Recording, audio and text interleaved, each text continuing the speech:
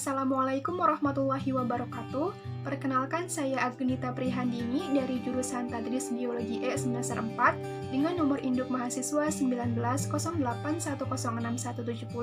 Nah, pada video kali ini saya akan membahas mengenai salah satu virus yang bernama virus avian influenza, di mana seperti yang kita ketahui bahwa virus tersebut merupakan salah satu virus yang sifatnya itu merugikan.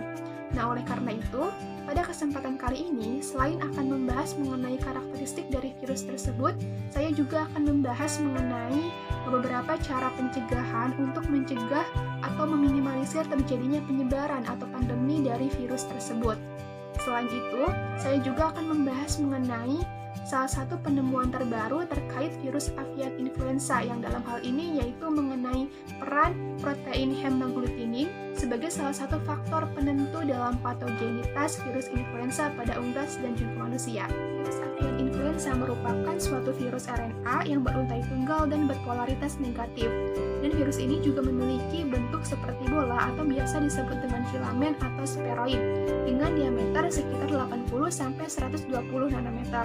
Nah, selain itu, virus ini juga termasuk ke dalam famili Orthomyxoviridae.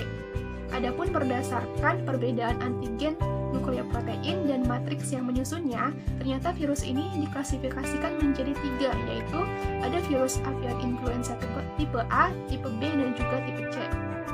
Salah satu ciri penting dari virus influenza ini ditunjukkan pada kemampuannya dalam merubah antigen permukaannya, yaitu hemaglutinin dan neuraminidase, baik itu secara cepat maupun lambat. Dan peristiwa terjadinya perubahan pada struktur antigen pada bagian permukaan virus ini dinamakan dengan antigenic shift. Masing-masing tipe virus pada virus avian influenza ini memiliki peranan yang berbeda-beda.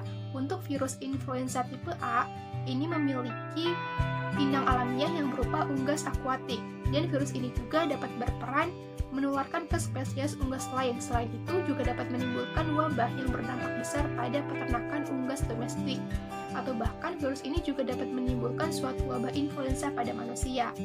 Kemudian untuk virus influenza tipe B itu hampir secara eksklusif berperan menyerang manusia.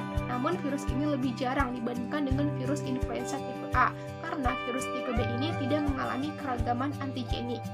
Sedangkan untuk virus influenza tipe C umumnya berperan menginfeksi manusia, namun ada juga yang berperan menginfeksi hewan-hewan seperti anjing dan juga babi, dan kadangkala menyebabkan penyakit yang berat dan menyebabkan epidemi lokal.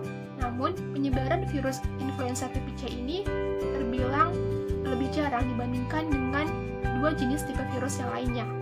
Dan berikut ini merupakan beberapa cara pencegahan untuk menghindari atau meminimalisir terjadinya penyebaran virus avian influenza. Adapun untuk cara pencegahan yang pertama yaitu perlu adanya perhatian terhadap sanitasi kandang unggas. Perlu diketahui juga bahwasanya 1 gram kotoran unggas yang terinfeksi itu dapat menularkan ke jutaan unggas atau ke jutaan hewan atau burung lainnya.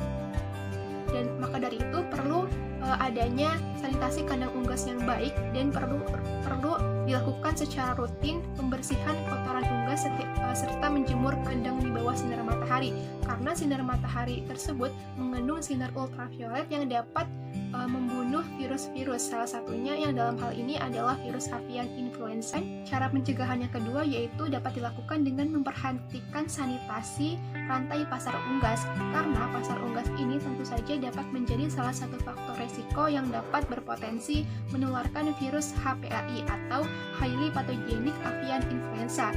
Nah, adapun berdasarkan hasil penelitian terdahulu oleh Ratnawati dan Darmayanti pada tahun 2015 yang menyatakan bahwa pasar unggas hidup merupakan lingkungan yang sangat cocok untuk penyebaran virus avian influenza, khususnya jenis H5N1.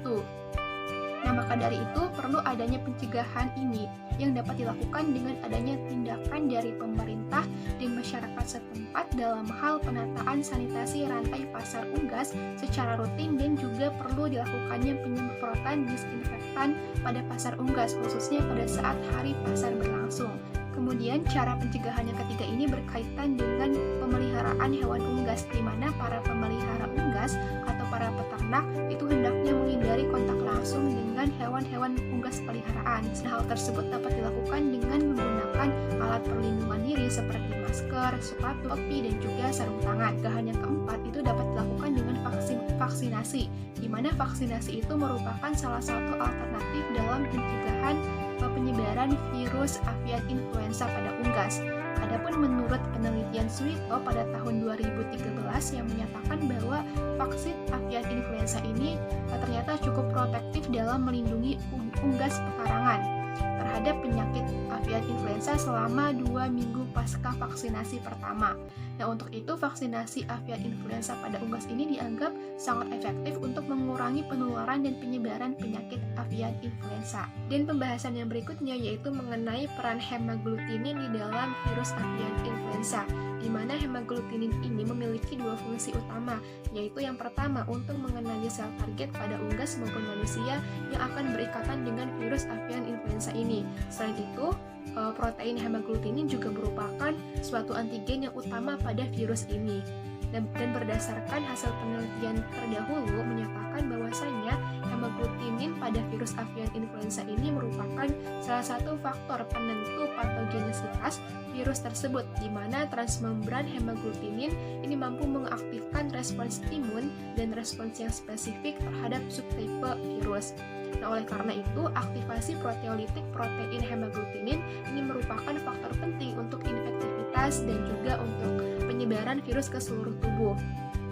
Dan oleh karena itu, dengan diperolehnya hasil penelitian tersebut, maka kemungkinan besar dapat mempermudah identifikasi penularan secara efisien dan mempermudah mengetahui replikasi virus avian influenza pada unggas maupun manusia, sehingga jika terjadi penularan kembali akan dapat diantisipasi dengan tepat. Itulah sedikit penjelasan dari saya mengenai virus avian influenza.